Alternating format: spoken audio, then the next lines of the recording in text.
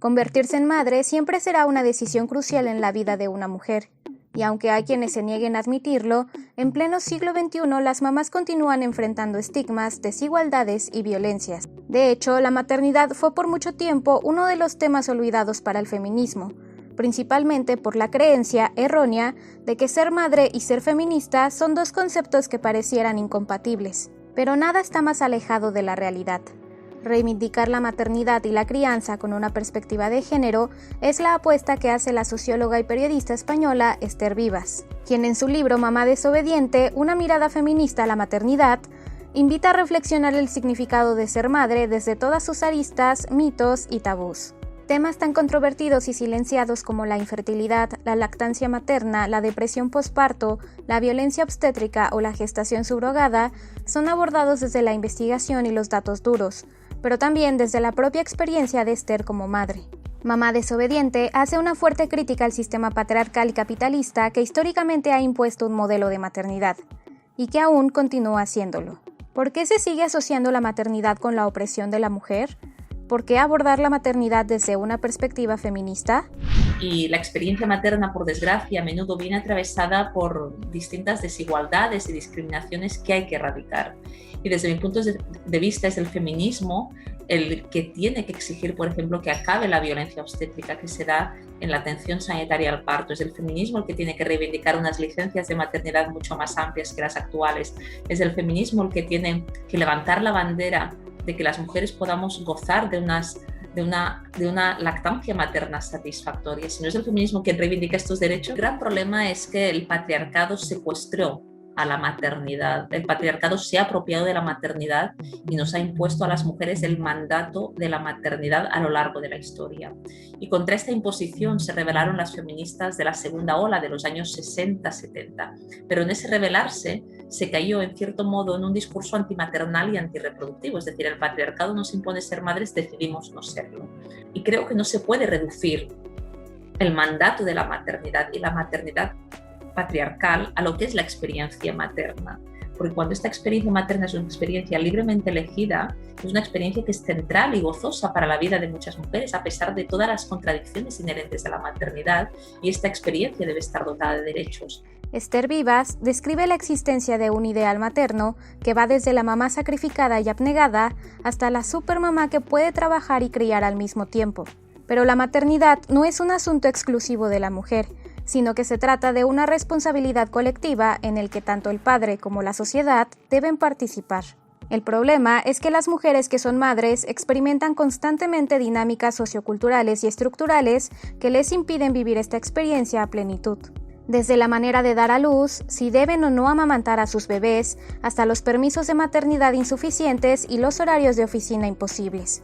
El hecho de que las madres del mundo están subordinadas a los dictados del machismo y de un sistema productivista implica una constante violación de sus derechos. Un ejemplo de ello es la violencia obstétrica en los centros de salud. La violencia obstétrica consiste en ese conjunto de prácticas que llevan a cabo los profesionales de la salud en el parto, pero también en el embarazo y en el posparto, y que generan y causan un daño físico y emocional en la mujer. Es decir, que te obliguen a dar a luz sola, que te falten el respeto, que no te informen adecuadamente, que te hagan una cesárea innecesaria, una episiotomía por rutina, un parto instrumental prescindible, que te separen de tu bebé nada más nacer. Todas estas acciones son constitutivas de violencia física y psíquica, pero las hemos normalizado porque nos han dicho que parir es esto. Y hay que decir claro y fuerte que esto es violencia y que esta violencia obstétrica es una forma de violencia de género y que esta violencia obstétrica es fruto de una sociedad machista y patriarcal que no reconoce a la mamá como sujeto político, como sujeto de derechos y que infantiliza a la mujer desde que se queda embarazada hasta después del parto y no nos considera que tengamos capacidad de decisión y no considera que podamos transitar esta experiencia de una manera autónoma. El parto, pero también vemos cómo este sistema productivista mercantilizado golpea al parto en la medida en que se impone la cesárea como la nueva manera de nacer. De acuerdo con datos de la Organización Mundial de la Salud que Vivas cita en su libro, en México el 40% de los nacimientos se dan por cesárea. Es decir, 4 de cada 10 partos ocurren mediante esta cirugía, aun cuando la OMS recomienda que la tasa ideal de estos procedimientos debe oscilar entre el 10 y el 15%. Si bien la cesárea es, desde el punto de vista médico, eficaz cuando se presentan complicaciones para la madre o el bebé, muchas veces no es necesaria ni justificable. Y es que el precio de dar a luz varía bastante si decides hacerlo por parto natural o por intervención en el quirófano, especialmente en clínicas privadas, hasta un 20% más si se trata de cesárea, según datos de la Conducef. Algo similar sucede cuando hablamos de la lactancia materna.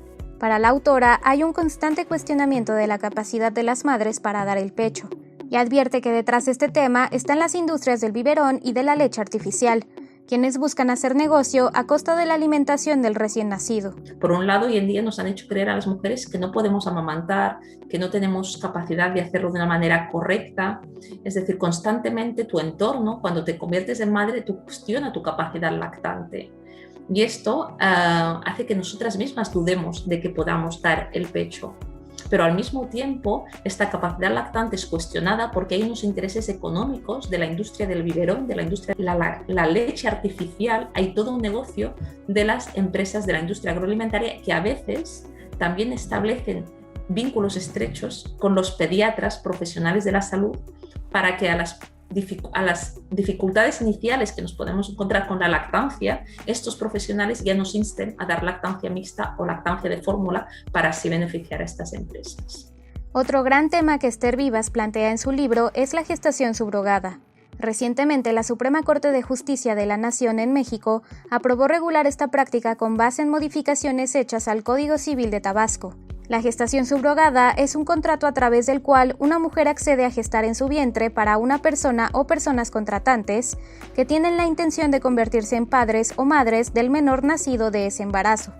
En este caso, el argumento principal para dar luz verde a esta propuesta fue que prohibirla por completo podría repercutir en la clandestinidad de esta práctica. No obstante, varios colectivos feministas se manifestaron en contra de esta decisión, pues señalaron que ni las madres ni los niños son mercancía, y que la renta de vientres, como también se le conoce, tiene como único objetivo comercializar con las mujeres y las infancias. Yo tengo una postura totalmente contraria a la gestación subrogada, a los vientres de alquiler, porque considero que es un proceso de mercantilización de la capacidad gestante de las mujeres y que la gestación subrogada lo que hace es vulnerar derechos de la madre gestante y del bebé.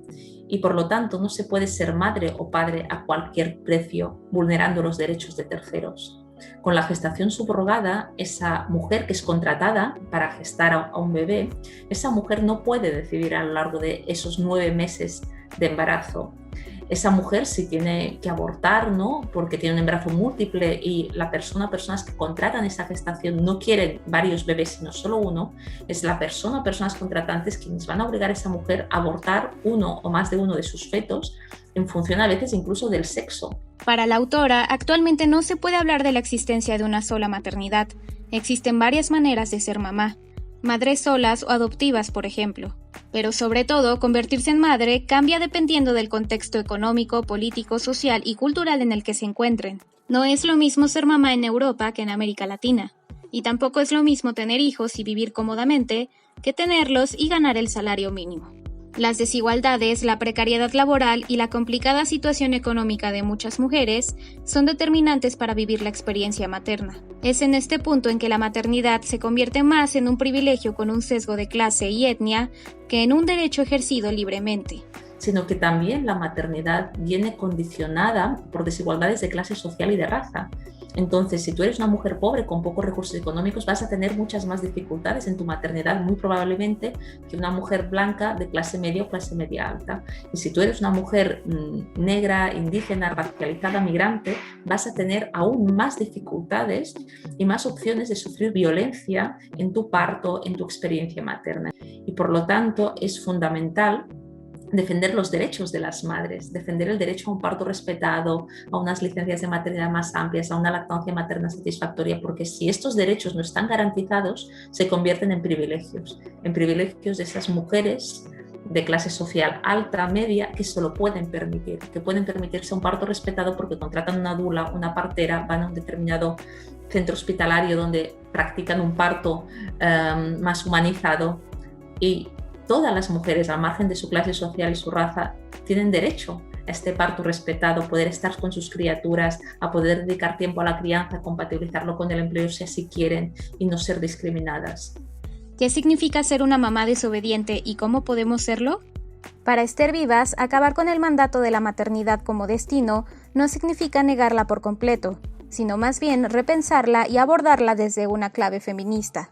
Para poner fin a la imagen de la madre perfecta, propone un nuevo modelo de maternidad con las contradicciones y las ambivalencias inherentes a ella, porque fracasar y equivocarse también es parte de la tarea.